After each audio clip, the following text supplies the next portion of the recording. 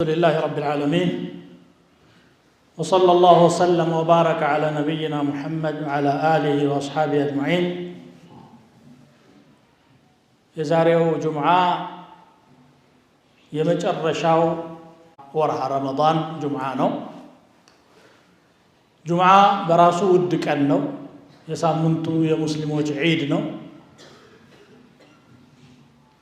በጁምዓ ውስጥ ደግሞ ሰዓተል ኢጃባ አለች። لا يقوم فيها عبد مسلم يسأل الله عند مسلم የሆነ ሰው አላህን በመለመን አይቆምም አላህ ዱዓውን የሚቀበለው ቢሆን እንጂ የተባለላት ያችን ወቅት የቷናት በሚለው ላይ የተለያዩ አቋሎች ከዑለማዎች ተገኝተዋል። በተለይ ከዐስር በኋላ ያለችው ግን የበለጠ የምታጓጓ ስለሆነች በዚህ ቀን በአጠቃላይ በተለይም ደግሞ ከዐስር በኋላ ባለው ሰዓት በዱዓ በዚክር በቁርአን እና በተለያዩ የኸይር ስራዎች ተጠምደን መዋል ይገባናል። ምናልባትም ዳግም ልናገኘው እንችላለን። ጉጉቱ አለን እያንዳንዳችን። መቼም ህይወትን ጠግቦ የሚሰናበታት የለም። ነገር ግን የዑምራችን ውሳኔ ያለው በአላህ እጅ ስለሆነ የመጨረሻዋም ልትሆን ትችላለች የሚለውን ማሰብም ብልህነት ነው። ስለዚህ መበረታታትና መጠንከር ዱዓ ላይ፣ ኸይር ላይ፣ ሰደቃ ላይ በተቻለው ማንኛውም ውጁህ አልኸይር ላይ ተግተን ልናሳልፍ ይገባል።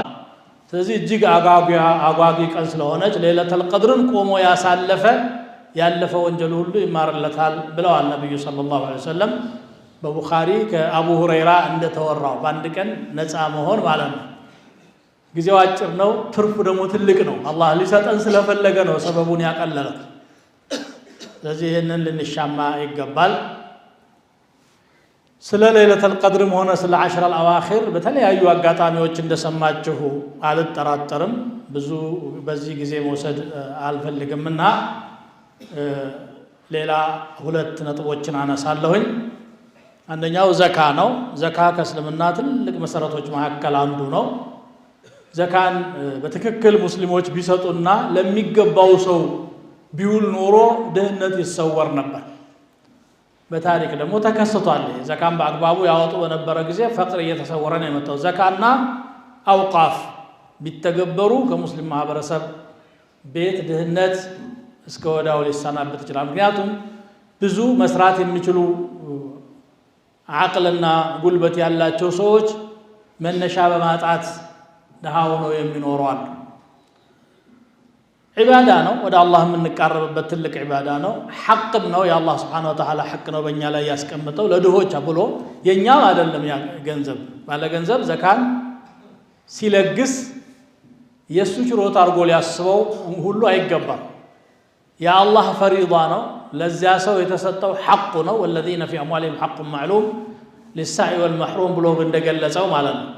በእርግጥ በመስጠትህ አጅር ታገኛለህ፣ ከዚያ አንጻር ተጠቃሚ ነህ። በመከልከልህ ደግሞ ትልቅ ቅጣት አለ። ግን የራሱን ሐቅ ነው የምትሰጠው። በዚህ መልኩ ልናስበው ይገባል። ባለመስጠታችን የሚያስጠይቀን የሌላ አካል ገንዘብ በእኛ ገንዘብ ውስጥ የተቀላቀለ ነው።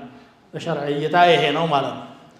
ለዚህ ነው አላህ ስብሓነሁ ወተዓላ ወለዚነ የክኒዙነ አዘሀበ ወልፊደተ ወላ ዩንፊቁነሃ ፊ ሰቢልላህ ፈበሽርሁም ቢዐዛቢን አሊም። እነዚያ ወርቅና ብርን የሚያደልቡ በአላህ መንገድም የማይመጸውቱ በአሳማሚ ቅጣት አብስራቸው። የውመ ዩሕማ ዐለይሃ ፊ ናሪ ጀሃነም። እነዚያ ገንዘቦች ራሳቸው በሚግሉበት ቀን ጀሃነም እሳት ውስጥ ገብቶ ፊዳውና ዘሀቡ ማለት ነው። ፈቱክዋ ቢሃ ጅባሁሁም ግንባሮቻቸው ይጠበሳሉ በእነዚያ ብሮች። ወጁኑቡሁም ጎኖቻቸውና ወቡሁሩሁም ጀርባዎቻቸው አለ። ሶስት የሰውነት አካላትን ነው መርጦ የጠቀሰው እና የተፍሲር ሊቃውንቶች ይህንን ምስጢሩን ሲገልጹ ችግረኛ ወደ ባለ ሀብት ሲመጣ መጀመሪያ ፊት ለፊት ነው የሚመጣው አሉ። ክፉ ከሆነ ፊቱን ነው የሚያዞረው። ስለዚህ ይሄ ፊት ወንጀል ሰርቷልና ዩክዋ መጠበስ አለበት ማለት ነው። ቀጥሎ ጎኑን ነው የሚሰጠው፣ ቀጥሎ ደግሞ ጀርባውን ነው የሚሰጠው። ስለዚህ ሶስቱ አካላት በክፋቱ ላይ የተሳተፉ ናቸው። فتكوى الجباه وتكوى الجنوب وتكوى الظهور ለዚህ ነው ብለው ይገልጻሉ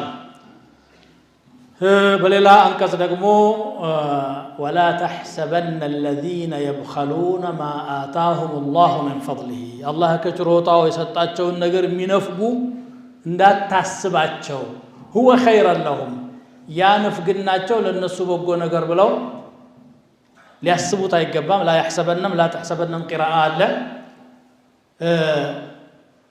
ለነሱ በጎ አይደለም بل هو شر لهم ይልቁንስ ይሄ ንፉግነታቸው ሸር ነው ምክንያቱም ገንዘቡን መጥፋቱ አይቀርም ወንጀሉን መጻፉ አይቀርም ወለት ኪሳራ بل هو شر لهم ብሎ ሲያበቃ سيطوقون ما بخلوا به يوم القيامة ያንን የነፈጉትን ነገር አንገታቸው ላይ ተጠልቆላቸው ይታነቁበታል ይላል በሐዲስ ደግሞ እንደመጣው ገንዘቡ شجاعا اقرع እባብ ሆኖ ይመጣና ተጠምጥሞበት ሰውነቱ ላይ እንዲህ ወደ አይኑ ወደ ፊቱ ያቃጣ አና ማሉከ አና ከንዙከ ይለዋል እኔ ገንዘብህ ነኝ እኔ ድልብህ ነኝ እያለ ያሰቃየዋል ነብዩ ሰለላሁ ዐለይሂ ወሰለም ዘካ ባለ እንሰሳ ሆኖ ዘካውን የማይሰጥ ሰውየው ሜዳ ላይ ተጋድሞ فتطأه بأخفافها وتنطحه بقرونها በእግሮቻቸው ይረግጡታል በቀንዶቻቸው ይወጉታል ብለዋል ባለ ግመሉም ባለ ፍየሉም ባለ ከብቱም በተናጠል ነው በሐዲስ የተገለጸው ማለት ነው ስለዚህ ይሄ ትንሽ ነገር ነው ደግሞ አላህ ከኛ የጠየቀው ፐርሰንቷ በጣም ትንሽ ናት ጥቅሙ ደግሞ ለኛው ነው ምክንያቱም ያጠራቀምነውን ገንዘብ ዱንያ ላይ ብቻ በአግባቡ እንኳን ሳንጠቀመው አጠራቅመነው ጥለነው ከምንሄድ ቀድሞ አኺራ ቢጠብቀን ይሻላል አላህ በቁርአኑ እንዲህ ይላል وابتغي فيما آتاك الله الدار الآخرة الله بسطه نجر يا آخران عجر فلقبت ولا تنسى نصيبك من الدنيا كدنيا مدرشهن أترسى ولا تتعقب نور كل ما لا تعلم وأحسن كما أحسن الله إليك الله لا أنت ولا تعند ولا هلو أنت من الباري أوجو ولا تعوالي بمنهم ما اللي متمرد كون دو فتنا يونا جنزب أنت لا يزرق في رجال عندهم دمودها يا رجال أنتم بسوسهم بأنت يفتننا والله وجعلنا بعضكم لبعض فتنة كفيل ولا كفيل فتنا تيننيا ولا بشتنيا بشتنيا ولا تيننيا قلبتنيا ولا دكامة ولا قلبتنيا እዚሁ እኛም በእኛ ነው እየፈተነን ያለው አላህ Subhanahu Wa Ta'ala ስለዚህ ያችን ነገር ሰንዘር በማድረግ ከተጠያቂነት ለመዳን ጥረት እናድርግ ያው አህካሙ በኹጥባ ተዘርዝሮ የሚያበቃ አይደለም ደርስ የሚያስፈልገው ስለሆነ ፈዳኢሉንና ዑቁባውን ነው እየገለጽኩ ያለሁት የዘካ ነገር ዘካ በነገራችን ላይ የግድ ከረመዳንም ጋር አያያዝም ብዙ ባለ ሀብቶች ዘካን የሚያስታውሱት ረመዳን ሲደርስ ነው የነሱ ገንዘብ ኒሳብ የሞላውና አመት የዞረው የግድ ረመዳን አይደለም ይሄን ደግሞ አላህ ያደረገው እንደነ በየጊዜው ድሆች ተቆራጭ እንዲኖራቸው ድርሻ እንዲኖራቸው ነው በተለይ ደግሞ ከድሃ አይነት መስራት የማይችሉ አሉ አዛውንቶች ሆነው ጧሪ የሌላቸው በሽተኞች ሆነው አጋዥ የሌላቸው ድህነት ብቻ ሳይሆን የጉልበትም ያቅምም ድሃ የሆነዋል እነዛ አካላት ያንተ ሐላፊነት ነው እነሱ መንከባከብ በእነሱ በኩል ነው ጀነት በር የተከፈተለ አለዛም ሊዘጋ ይችላል ስለዚህ የዘካን ነገር በአግባቡ ልናስታውሰው ይገባል ዘካ ስሌት ላይ ብዙ ጥያቄዎች ይነሳሉ በወርቅ ነው በብር ነው ብዙ ጊዜ የዓለም ዑለማዎችም ዛሬ የተለያየ ሐሳብ ይዘዋል ምክንያቱም ድሮ የማርትሬዛ ወይም ደግሞ የጥሬ ጠገራ ገንዘብ ብር ነበረ እንደገና ደግሞ የወርቅ ሳንቲሞች ነበሩ በዛ ነበር ሰው የሚገበያየው እንግዲህ ዛሬ 100 200 ዓመት ጊዜ ወዲህ ደግሞ ይሄ ወረቀቱ ተክቶ መጥቷል ዋጋው ደግሞ በጣም የሚዋዥቅ ስለሆነ አንድ ቦታ ላይ ስለማይቆም በምን እንተምነው በሚለው ላይ በወርቅ መተመን አለበት ያሉ ዑለማዎች አሉ የወርቅ ተመኑ በሸሪዓው የመጣው 20 ሚስቃል ነው ወይም 20 ዲናር ነው 20 ዲናር ማለት ወደ ግራም ሲቀየር 85 ግራም ነው የ85 ግራም የመካከለኛ ወርቅ ዋጋ በገበያ ላይ ወይ በባንክ አካባቢ ያለው በመጠየቅ ማስላት ይቻላል አይ በብር ነው መሆን ያለበት የሚለው ደግሞ 595 ግራም ብር ነው በፊዳው የዚህም ደግሞ እንደዚሁ ዋጋው በባንኮች በምንም ይወጣል በርግጥ የብሩ ዋጋ በጣም የወረደ ስለሆነ በብሩ መታሰቡ የተሻለ ነው የሚል ፈትዋ አውጥተዋል። በዚህ ዙሪያ ነው የሚሽከረከረው። መጨረሻ የሚወጣው ፐርሰንት ላይ ሁሉም ይስማማል። የሚወጣው ፐርሰንት በመቶ 2.5 ነው ወይም ከየ200 ብር 5 ብር ነው። እቺን ገንዘብ አብዛኛው ሰው ያጣት ነው። እንደዚህ በአግባቡ ተጠንቀቀን ብናወጣ የብዙ ቤቶችን ችግር መፍታት እንችላለን። ብዙ ስራ ፈቶችንም ወደ ስራ ማስገባት እንችላለን ማለት ነው። ከዘካ ጋር ተያይዞ ያው ጊዜው ትንሽ ልውሰድባችሁና ትንሽ የሰደቀተል ፍጥር ጉዳይ ላንሳ። ሰደቀተል ፍጥር እንግዲህ ዋጅብ ነው እያንዳንዱ ሰው ላይ ከፍ ያለ ገንዘብም አያስፈልገውም። የዕለቱን ጉርሻ የራሱና የቤተሰቡን ሸፍኖ የሚተርፍ ነገር ያለው ሁሉ ያወጣል በራሱ በልጁ በሚስቱ في قول أكثر الفقهاء የሚያወጣው በእህል ነው ወይስ በገንዘብ ነው የሚለው በየአመቱ የሚነሳ ጭቅጭቅ ነው። በገንዘብ ማውጣት አይሆንም ብሎ ቢድዓ ነው እስከ ማለት ድረስ የሚሄዱ አሉ። ችግር የለውም የሚሉ አሉ። ግን ይሄ ኺላፍ ዛሬ የመጣ ሳይሆን ከሰሃቦችም ዘመን በተወሰነ ደረጃ ነበረ። በታቢዖች እና ዑመር ኢብኑ አብዱል አዚዝ እና ሐሰን አልበስሪ በገንዘብ ይቻላል ብለዋል። ከአይማዎች ኢማሙ አልቡኻሪ ይህንን ብለዋል። ኢብኑ ተይሚያ መርጠውታል። በገንዘብ መሆን መስለሓ ካለ ይቻላል። ግን አስሉ በእህል መሆን ነው። ደግሞ እህልን የሚጠቀሙ ድሆች በየጎረቤቶቻችን አሉ። ደስ ብሏቸው የሚቀበሉ ሰው ዘካተል ፊጥር ትዝ የሚለው ለሰላት ሲሄድ ነው። ከዛ በፌስታል እህል አንጠልጥሎ የሚሄድ ሁሉ አይቻለሁ። አይደለም። ቀደም ብላችሁ አስቡና ወጎረቤታችሁ ላሉ ድሆች እህሉን ስጧቸው። ወር ሁለት ወር የሚገፉበት አቅም ካለ እሱ ተመራጭ ነው። ከኺላፍም እንወጣለን። ምክንያቱም በእህሉ አይሆንም ያለ አንድ ዓሊም የለም። ጭቅጭቅ የተፈጠረው በገንዘቡ ላይ ነውና በገንዘብ የሚደረገው አስገዳጅ ነገር ሲኖር ወይም ደግሞ በጣም ጠበቅ ያለ ሐጃ ሲኖር እንጂ አስሉ መሆን የሚገባው ባህል ነው የሚለውን አስምረውበታል።